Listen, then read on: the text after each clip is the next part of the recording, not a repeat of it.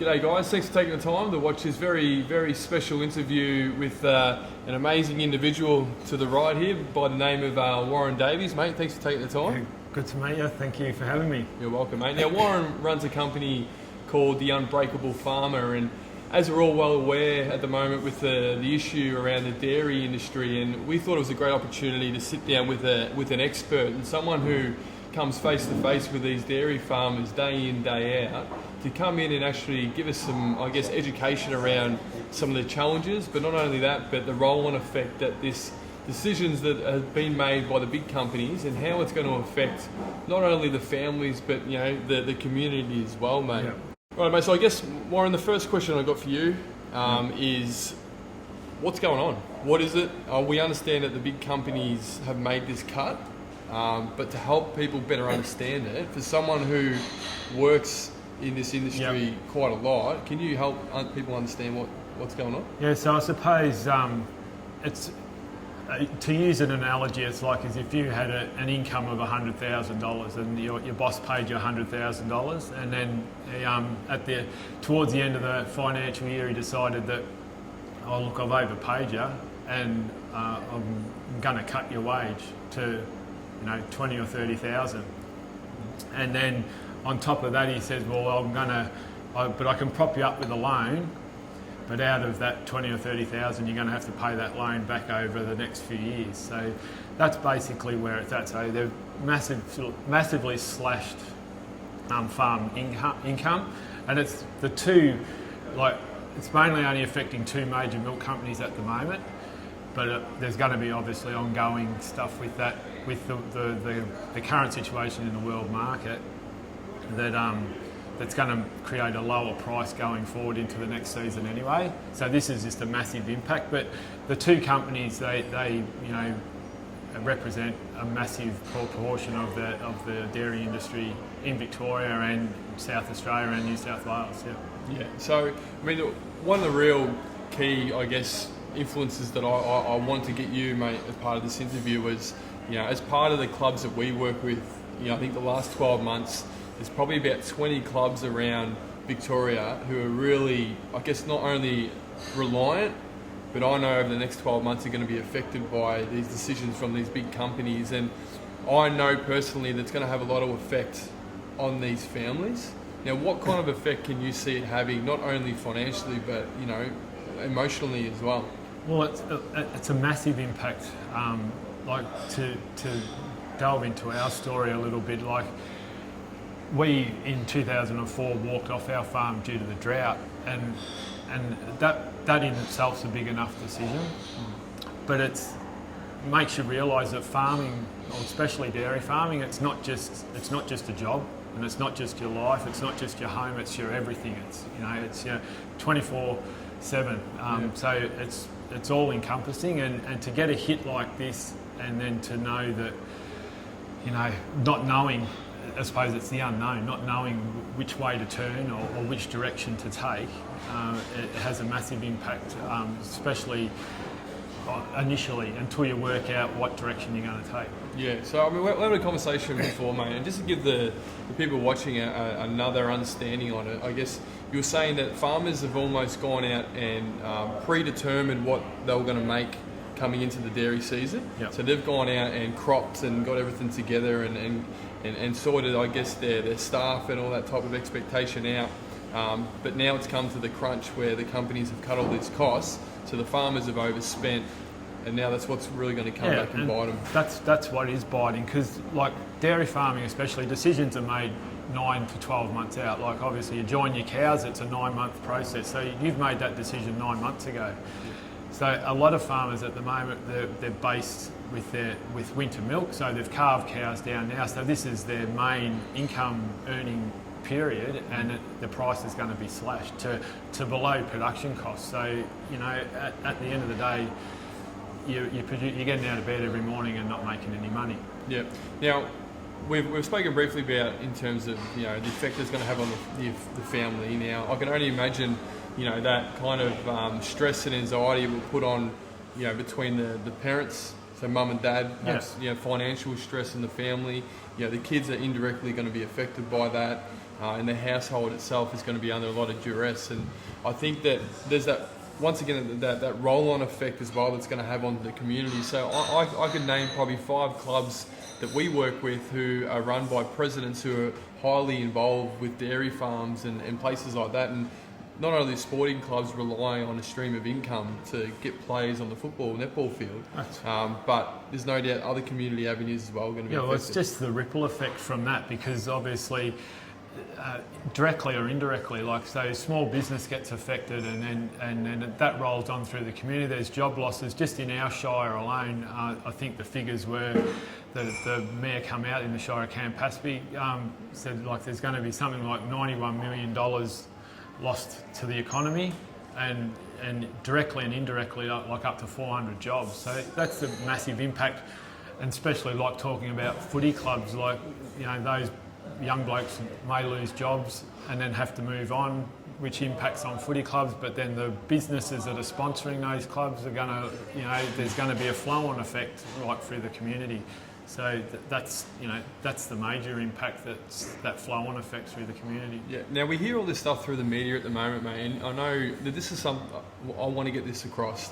Now we had a chat on the phone the other day, and you mentioned about how the home brand milk and the big supermarkets and what they do is put their own labelling and stuff on this milk, and you mentioned that it's powdered down milk. And look, I just want to use this as an education platform to message to these people exactly what it is and why and how they get away with only making it at $1. Yeah. Do you want to explain how that process works? Well, now that that's all come to light, I don't know how they get away with it. They say that, but with it, as far as just taking a step back, this whole groundswell of support for the dairy farmers has just been absolutely fantastic. Making sure that the branded milk's getting bought and all that.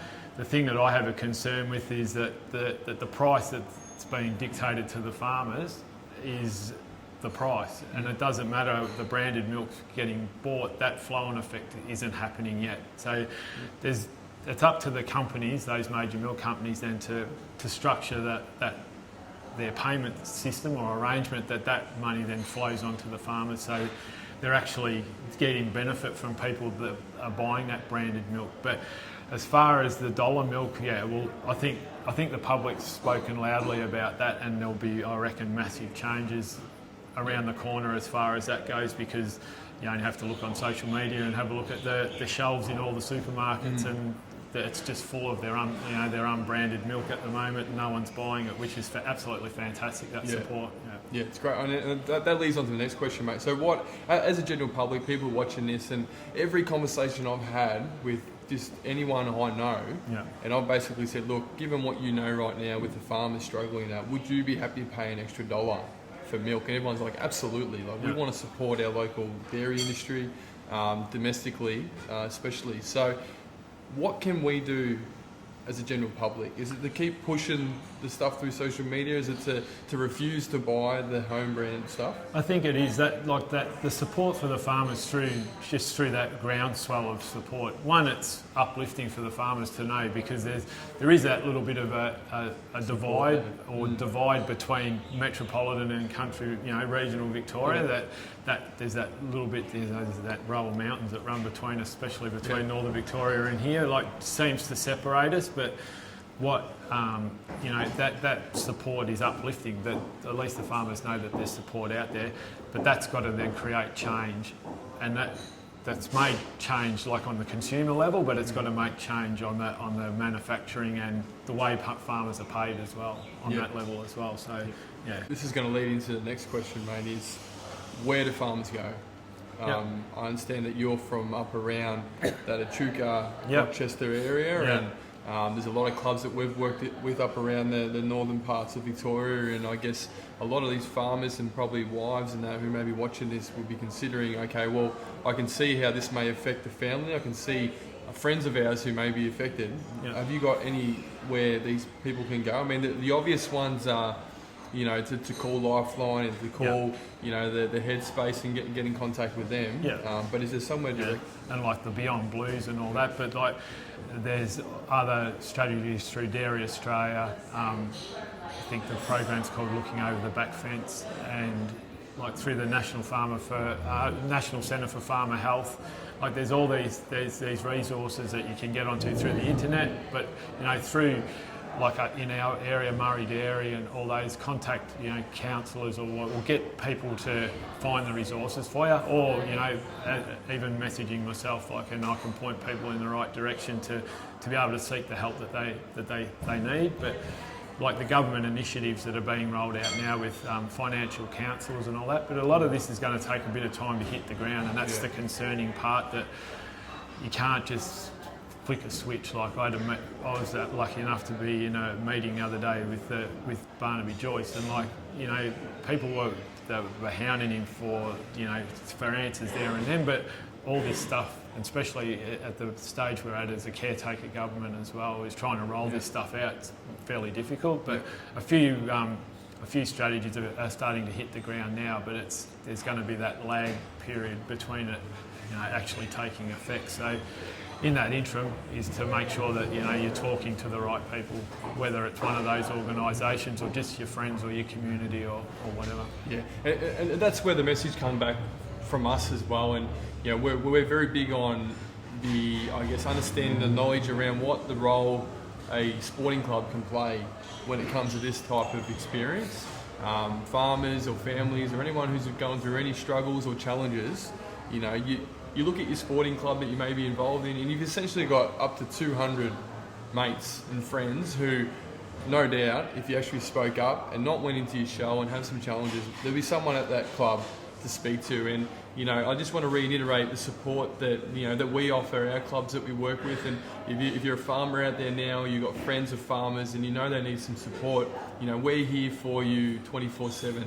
And just to pick the phone up and give us a call, or to send us an email, and we can essentially act just like Warren does in the community and get you to the support you guys need. And I think people like yourself, mate, I think it's bloody integral to ensure that, you know, these challenges that are faced in the community really do stand up and become a forefront, and just, you know, share our stories and your own personal experiences. I mean, I've no doubt that you've been able to help out many families across the region. And I guess just in closing, mate, is there anything else that you'd like to drive home when it comes to the support factor at all with these farmers? No, I suppose that the major points is that communication, is to keep those communication lines open and stay connected to your community and not to withdraw. And like, everyone's in this together, and obviously the groundswell of support, there's, you know, people behind everybody, but using the places like your footy club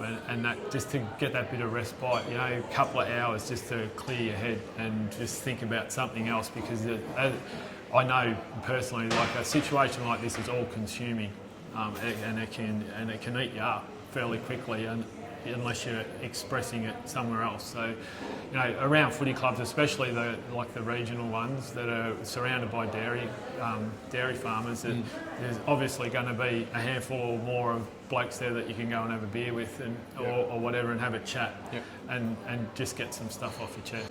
So just in closing, guys, I just want, from a consumer point of view, I think it's important that we do continue to throw our support behind the local farmers, like I know we're doing through social media. Continue to buy not only the branded proper milks that you find in the supermarkets, but also it comes back to the cheeses and the yogurts and all that type of stuff to throw extra support. Yeah, support the Australian dairy industry, mate. Yeah, exactly. And if you guys want any more information or have any more specific questions for Warren himself, then jump on his website, www.theunbreakablefarmer.com.au, and he's got an email section there. You can just fill in your details and it'll come straight to Warren, and he'll get back to you straight away. But also on Facebook as well. So just jump on Facebook and type in The Unbreakable Farmer, and you can message him through there. As we know, Facebook's probably one of the most easiest and effective ways to communicate to anyone. And I just can't reiterate the importance of, you know, if you are struggling at the moment, please contact one of us, and we can actually get you guys to the support that you need. But mate, I appreciate you coming down and spending time and having a chat. And I guess the education side of the stuff's really important. Yeah. And once again, any questions, please contact Warren or myself.